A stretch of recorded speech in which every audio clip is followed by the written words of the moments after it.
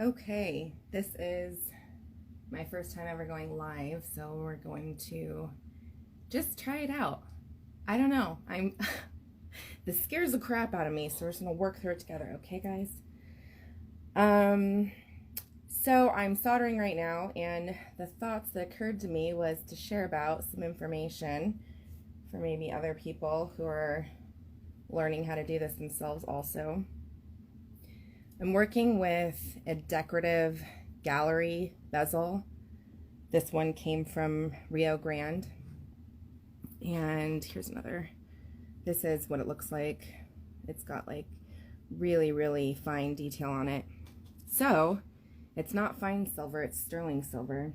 And this is a sterling silver 20 gauge backplate I'm working on.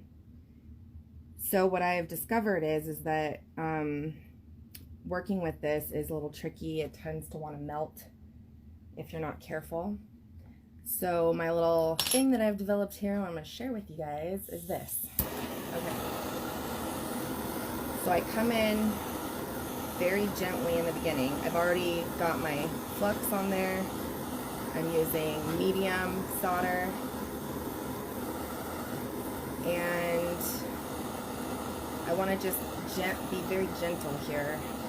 I'm trying to evaporate the moisture from the flux without making the solder dance too much. And as it bubbles,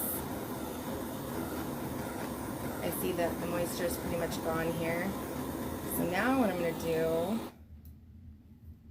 is carefully move my piece onto the pumice stone to finish soldering it. So if I kept it on that block, I would probably melt my bezel. So I'm going to come over here to the pumice stone instead. This will help me retain heat under the piece. You could also use like a tripod and hit it from below. I am just using a Big Shot Blazer butane torch right now for this part. I have a large torch.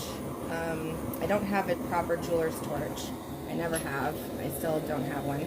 So I use a welding torch with smaller tips on it when I'm doing larger pieces, and for smaller stuff that I'm capable of using the propane or the butane torch, I prefer using that when I can. So right now I'm just kind of like pushing some of my solder chips, I'm just pushing them back against the side of the bezel. And I don't want to hold my heat directly over that for too long ever, or these little decorations on this bezel will melt. So I just sort of point it over into the pumice when I don't want to direct the heat to a particular area on the piece. Oops, I'm getting stuck there. There we go. Okay, so the solder is all pretty well placed.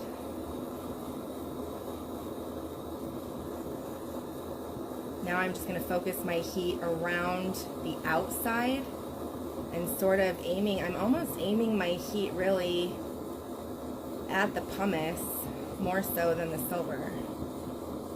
And that is again because I don't want to melt my bezel.